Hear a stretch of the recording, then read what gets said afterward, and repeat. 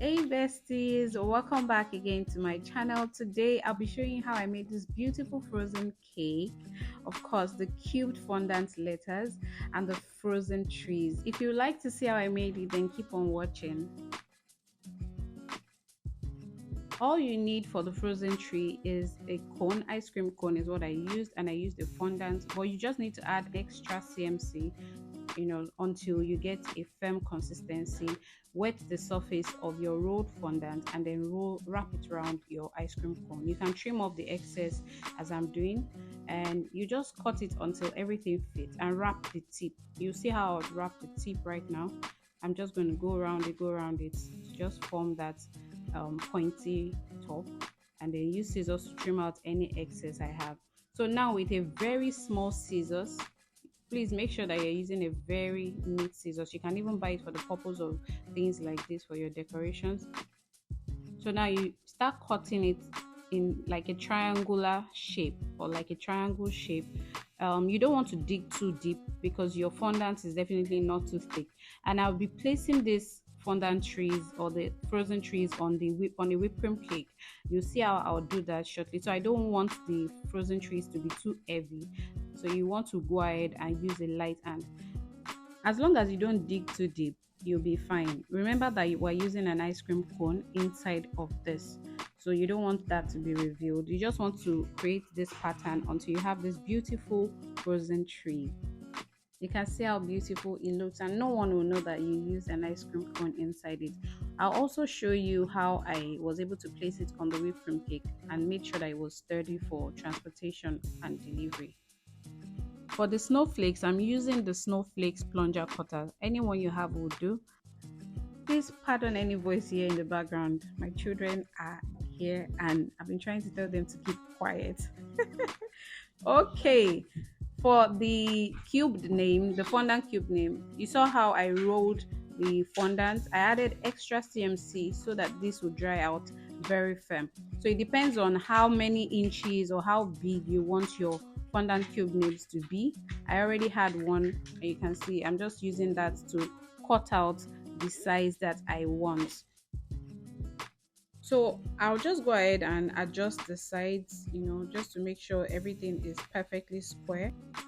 If you have gum paste, it will be better as that dries very fast, but I normally use my light bulbs, the tungsten ones, to dry this out. So within 4-6 hours it should be dry. I mean, it can take more, it depends on the weather actually. So if you don't, just use your fondant, add extra CMC to it. So you can see how I'm using my rolling pin to just tap it down to make sure it's properly seated. If you're still watching up to this point, thank you so much. Please remember to give this video a thumbs up and drop a beautiful comment in the comment section. Our cubes are ready and they look all beautiful and cute, yeah. So now I'm just going to prepare the alphabet.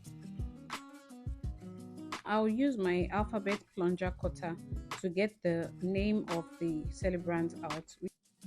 I also made the number 4, and it's for the second cake of the celebrant. Everything is ready now. I'm just going to allow it dry with my light bulbs. Moving on to the cake, it has been crumb coated. We have layers of red velvet, chocolate, and vanilla. So I crumb coated it, and now I'm doing the covering. So this cake is actually a repeat design. I've made it before for my beautiful niece Tiara, and so when the client picked this design, I just thought, why not film it, since the first time I made it I wasn't able to record it. So I've done the first covering, which is the white. I'm adding a touch of blue to it. I'm just going to blend it in. It's not compulsory you do that. Your scraper can always help you blend in.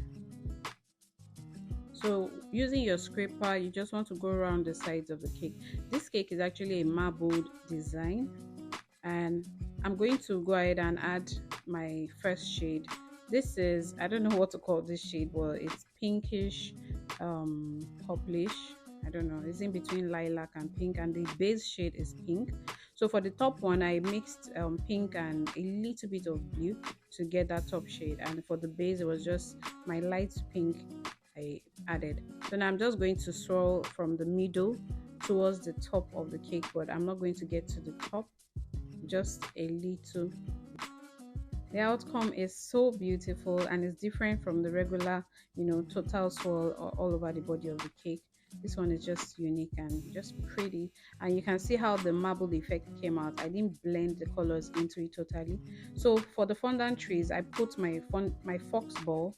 You can see it inside. I placed it inside. I made sure it was firm, and then now I'm just going to insert it into the cake and make it sit properly on the cake. This way, in transit is not going to shake or fall off the cake. Okay, so now I'm adding my snowflakes on it, my fondant snowflakes on it. It looks so beautiful already, but yeah, let's just continue. And my butterflies, I'll add my butterflies. Now I'm just going to add mashed fondant to the base of this second frozen tree, and I'm just going to place it on the cake board and place my cubed alphabets or my cubed letters with the celebrant's name on the cake. I'm sticking that with my fondant, mashed fondant. Some people use royal icing, so if you have royal icing, that also works. Most times when I have a repeat design, I try to kind of change a little bit, just give it a little difference. So what I did here was to change the butterflies I used and then the color of the snowflakes. In the previous design, I used white snowflakes, and here I'm using powdered blue snowflakes. So I'm adding the sprinkles. Now I'm just going to spin this cake for you to see how beautiful it looks. It is so beautiful. I'm so sure that the clients will love it as much as we loved creating it. If you're still watching up to this point, thank you so much for watching. Please remember to give this video a thumbs up, comment, subscribe if you're new, and please share this video with your friends and loved ones. And I'll see you in my next video. Bye guys.